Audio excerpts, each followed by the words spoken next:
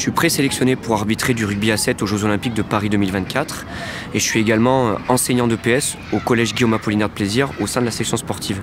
Moi je trouve que ça ne me donne pas nécessairement de notoriété particulière au sein de mon établissement, Jeux Olympiques ou pas, dans la mesure où de toute façon les élèves que j'encadre ils le savent déjà et qu'ils me font confiance et je pense que mes collègues également. Et dans tous les cas, au sein de mon établissement, j'essaie d'avoir cette posture d'exemplarité qui est inhérente à mon métier. Nom. Rosier Jérémy. Âge. 32 ans. Club yvelinois. Plaisir Rugby Club. Commune de résidence. Plaisir. Spécialité. Arbitre international de rugby à 7. Palmarès. Sélection pour les Jeux Olympiques de Tokyo en 2020. Participation à 2 Coupes du Monde de rugby à 7 en 2018 et 2022. Arbitre de rugby à 15 en top 14. Pour celles et ceux qui ne le savent pas, le rugby à 7 est une variante du rugby qui se joue à 7 joueurs au lieu de 15 pour le rugby classique. Ah ouais, on reconnaît bien la pédagogie du prof là.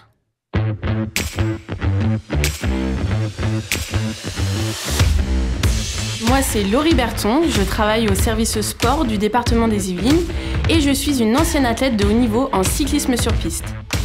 J'ai été vice-championne du monde de l'Omnium et j'ai participé aux Jeux Olympiques de Rio en 2016.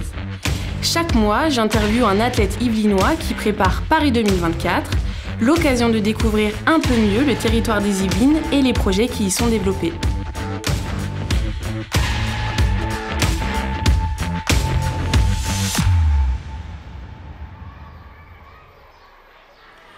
Retour à l'école, là nous sommes donc dans une cour de récréation, celle du collège de Jean-Baptiste de Quintigny à Noisy-le-Roi.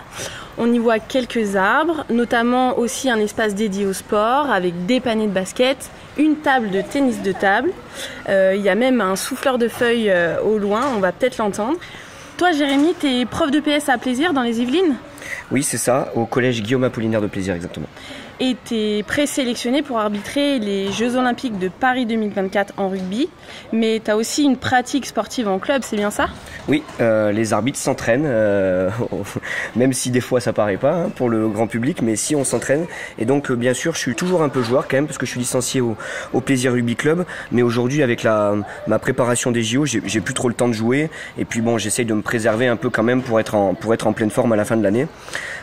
Et bon, en plus de ma licence de joueur, je suis aussi entraîneur de la section sportive du collège où je travaille, et surtout après, je suis aussi, on va dire, coach ou référent sur toute la partie plutôt arbitrage. Donc je vois bien que tu es très pédagogue, même en dehors de ton travail au collège. Et justement, quel lien tu fais entre ton travail d'arbitre et ton travail de pédagogue ? Je dirais que les deux sont très complémentaires quand on est arbitre et surtout au rugby dans un sport assez complexe. L'enjeu principal c'est de se faire comprendre. On doit trancher sur le terrain donc via des règles, mais comme les règles sont complexes, il faut être pédagogue et savoir les expliquer. Et voilà, le premier enjeu en tant qu'arbitre c'est justement de ne pas frustrer les équipes et que les équipes comprennent. Donc on a beaucoup de discussions et vous le savez au niveau international ou même au niveau national en top 14, on est toujours avec un micro sur l'arbitre et on doit s'expliquer et il est important justement que ces échanges avec les joueurs soient le plus cordiaux possible pour que le téléspectateur qui est dans sa télévision aussi puisse comprendre les règles. Et je crois que voilà, c'est le lien que je ferai parce que c'est vrai que moi dans mon activité aussi d'enseignant, quand je donne les consignes aux élèves, il faut qu'elles soient le plus claires possible. C'est dans cet enjeu-là que je trouve que mes deux, on va dire, métiers sont complémentaires. Et du coup, pourquoi cette transmission, elle est si importante pour toi ? Alors moi, cette transmission-là, elle me paraît naturelle dans le sens où moi, on m'a beaucoup transmis quand j'étais plus jeune. J'ai attaqué le rugby à l'âge de 5 ans. Donc c'est vrai que j'en ai déjà parlé un peu précédemment, mais cette transmission et toutes ces règles, ces normes qu'on m'a appris dès le plus jeune âge, et notamment cette vraie valeur de respect qui existe dans le rugby, je trouve que ça, c'est fondamental. Toutes les choses qu'on m'a données, j'essaie moi, à mon tour, de la transmettre à mes élèves. Et si j'arrive à leur transmettre justement toutes ces valeurs et ces règles qui régissent le sport, mais on va dire la vie en société en général, je trouve qu'on aura plus des chances de former de meilleurs citoyens de demain. Et donc voilà, que j'allais pas dire l'arbitre est un citoyen modèle, mais en tout cas j'essaie d'être exemplaire, on va dire dans ce que je leur donne et dans mon attitude aussi en face d'eux, pour que eux ils comprennent ce modèle d'exemplarité qu'il faut adopter au sein des cours et surtout à l'extérieur des cours dans leur vie pour leur futur d'adulte, j'allais dire. Et voilà, au travers de cette hygiène de vie et de ces règles que je leur apprends, j'espère que ça aura des implications sur demain.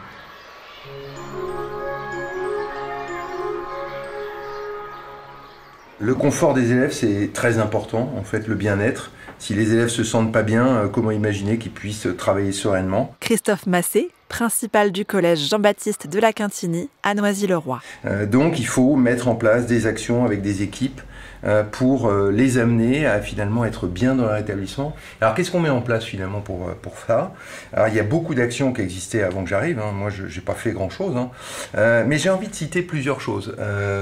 Par exemple, il y avait un piano dans un coin, dans une salle, personne n'utilisait ce piano.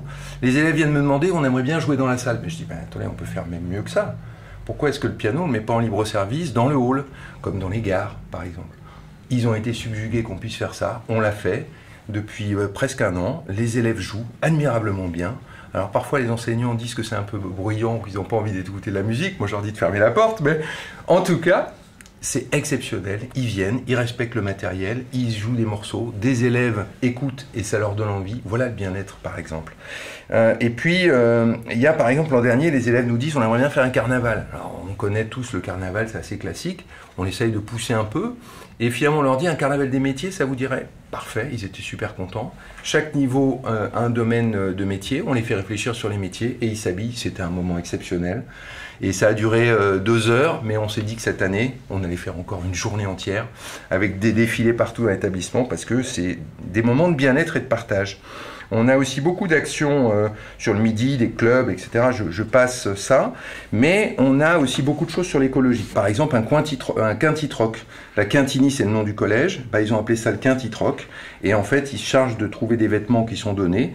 Et on met en place un échange de vêtements. On évite comme ça le gâchis ou de racheter, etc. Et puis, il y a plein de travaux dans l'établissement avec le conseil départemental qui sont prévus, refaire l'abri vélo, refaire tout un tas de pièces dans l'établissement, mais surtout la cour, un vaste aménagement de la cour qui a été réfléchi en faisant participer les élèves, les parents, les enseignants, les personnels, pour donner leur avis sur ce qu'ils aimeraient. Donc voilà, et ce type de projet-là, avec l'appui du conseil départemental, ce sont des choses qui concourent finalement au bien-être des élèves, et je crois savoir qu'il y en a dans d'autres établissements dans le département. Oui, tout à fait. Il y a un projet de nouvelle cité scolaire à Sartrouville également. Alors c'est un énorme chantier dont la maîtrise d'œuvre en fait est pilotée par le département. Amel Karchi-Saadi, responsable de la mission Collège d'Excellence. Ce projet est cofinancé avec la ville de Sartrouville. L'ambition de ce projet, c'est de mettre en œuvre une politique éducative ambitieuse, ayant pour objectif la réussite de tous les élèves, mais également l'égalité des chances. La future cité scolaire donnera l'opportunité à environ 1200 élèves allant de la maternelle jusqu'à la 3e de bénéficier donc d'un projet pédagogique, j'allais dire ambitieux, dans le sens où l'objectif est d'avoir des élèves qui, sortant de 3e, puissent être totalement bilingues s'ils ont suivi la cohorte complète. Il y aura plusieurs établissements scolaires au sein du même complexe ? Oui, mais qui ne formeront qu'une unité, une cité scolaire, donc un lieu de vie. Il y aura une école maternelle avec 9 classes, une école primaire avec 11 et le collège qui pourra accueillir 600 élèves. Et au sein de cette cité, il y aura donc des espaces qui seront mutualisés, qui compléteront donc l'infrastructure scolaire. Donc il y aura un centre de langue, puisque c'est ce dont on parlait tout à l'heure, c'est le pilier, j'allais dire, presque du projet. Et puis un amphithéâtre, etc. Donc effectivement, voilà, le projet va prendre de l'ampleur aussi vis-à-vis de ces espaces qui vont être aussi partagés. Et dans ce lieu unique, en quoi pensez-vous que justement le bien-être des élèves il sera favorisé ? Le département tient à ce que ce soit un projet de haute qualité environnementale, donc comme la dizaine de collèges qui vont être construits par la suite, et donc moins énergivores. Et comme je le disais, les nouveaux équipements mutualisés qui seront mis en place, tout ça va faire en sorte que l'idée d'ouverture et de mutualisation ne sera pas juste un vain mot, c'est-à-dire que ce sera aussi ouvert aux partenaires qui pourront proposer des choses intéressantes et des projets intéressants en faveur des élèves, mais pas que, aussi pour les parents. Vous m'avez convaincu et du coup, moi je souhaiterais visiter, donc la livraison elle est prévue pour quand ? Alors la livraison de la cité scolaire elle va se faire en 2 temps. L'école maternelle, le collège et le gymnase seront livrés en 2025 et l'école élémentaire, l'école primaire sera livrée elle l'année suivante. Alors en 2015, après avoir équipé l'ensemble de ces collèges du très haut débit, Mathieu Cornuet, directeur du numérique pour l'éducation et les solidarités chez Seine-Yvelines Numérique. Le département, par l'intermédiaire de son opérateur, donc Seine-Yvelines Numérique, déployé et maintenu un parc de 11 000 tablettes, 10 000 pour ses élèves et 1 000 pour ses enseignants au sein de 17 collèges appelés les collèges pilotes. Ensuite, après ce pilote, le déploiement des tablettes numériques s'est généralisé dans tout le département des Yvelines et en particulier depuis la rentrée scolaire 2022-2023. Et d'ici 2026, ce seront potentiellement 130 000 élèves et enseignants qui pourraient être équipés, dotés du cartable numérique Easy. Et ces tablettes, elles suivent les élèves aussi bien en classe qu'à la maison et même pendant leurs vacances. Alors l'objectif de ce cartable Easy, c'est de proposer des cours plus dynamiques, des contenus pédagogiques intégrés, des échanges aussi facilités avec les professeurs. Et à terme, c'est l'ambition, on l'appelle le cartable numérique, avoir les manuels scolaires directement présents dans la tablette. Alors, au-delà de l'équipement de l'ensemble des collégiens et de leurs professeurs par le département, les communes ont aussi la possibilité d'équiper leurs CM1 et CM2. Ce qui fait qu'à la fin du projet Easy, on aura donc des élèves équipés à titre individuel du CM1 à la 3e, ainsi que leurs enseignants. Ouais, j'aime beaucoup ce projet, sachant que même nous à Apollinaire, on a été bénéficiaires de cela. Et moi, en tant qu'enseignant, je suis vraiment très, très sensible à cela. Et du coup, selon vous, ce serait quoi la prochaine étape dans l'arrivée du numérique au collège, justement, après ce beau projet que vous avez déployé ? Eh bien, ce serait dans un premier temps de concrétiser l'arrivée des manuels scolaires dans la tablette pour soulager le poids des cartables. Et dans un second temps, c'est travailler à l'évolution de notre espace numérique de travail qui est déjà déployé au sein des collèges. Il sert au suivi de la vie scolaire et aussi des usages pédagogiques.